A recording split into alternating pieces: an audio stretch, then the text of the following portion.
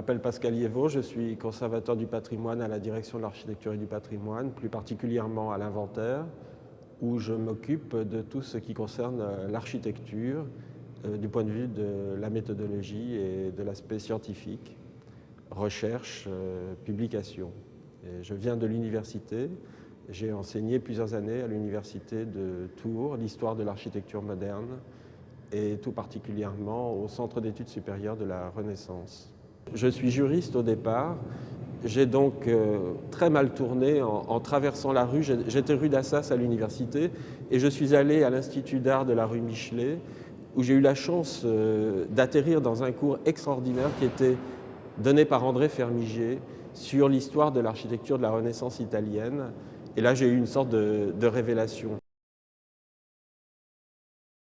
Des grands architectes de la Renaissance comme Michel-Ange ou de périodes plus tardives, le XVIIe siècle, qui m'intéresse plus particulièrement, comme François Mansart, s'inscrivaient très délibérément dans une histoire de l'architecture. Pour François Mansart, c'est très clair, il se sentait l'héritier d'une certaine histoire de l'architecture française. Et il faut arrêter, si on le fait encore, d'opposer histoire de l'architecture et création architecturale. Et je compte beaucoup sur une institution comme la Cité de l'Architecture pour le faire. Pour moi, une architecture de qualité, c'est avant tout une architecture qui répond aux besoins que l'on a exprimés à un moment donné, que la société ou une personne a pu exprimer à un moment donné, et qui, en plus de répondre à ces besoins, procure du bonheur, de la joie. Je crois qu'une visite à Versailles en compagnie de mon grand-père lorsque j'avais 7 ans a été tout à fait déterminante de ce point de vue-là. Et pour moi, le XVIIe siècle est resté à jamais la grande période de l'histoire de France. Et ce monument qu'est Versailles m'a semblé très concrètement représenter cette période.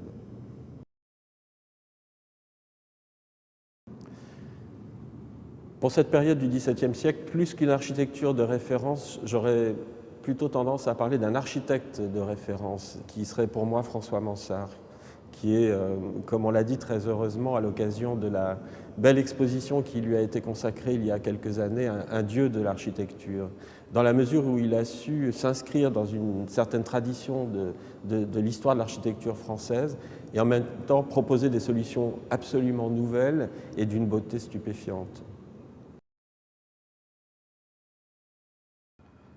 Mon coup de cœur, irait vers l'architecture rurale. C'est une architecture qui exprime à merveille les aspirations, les besoins d'une population à un certain moment de l'histoire et qui a eu cette capacité extraordinaire à évoluer au cours du temps. Et malheureusement, j'ai l'impression que nous vivons aujourd'hui une période de rupture où cette architecture n'est plus comprise parce qu'elle n'est plus habitée par les populations pour lesquelles elle a été créée. Je suis tout sauf un passéiste et je n'ai pas du tout envie de remonter le temps. Tout au contraire, mon rêve serait de voir ce qui se passera d'ici 1 siècle, 2, 3 siècles, pour voir comment, notamment, l'architecture évoluera, l'utilisation de nouveaux matériaux et l'expression d'une nouvelle sensibilité artistique. Ça, je serais partant aujourd'hui même.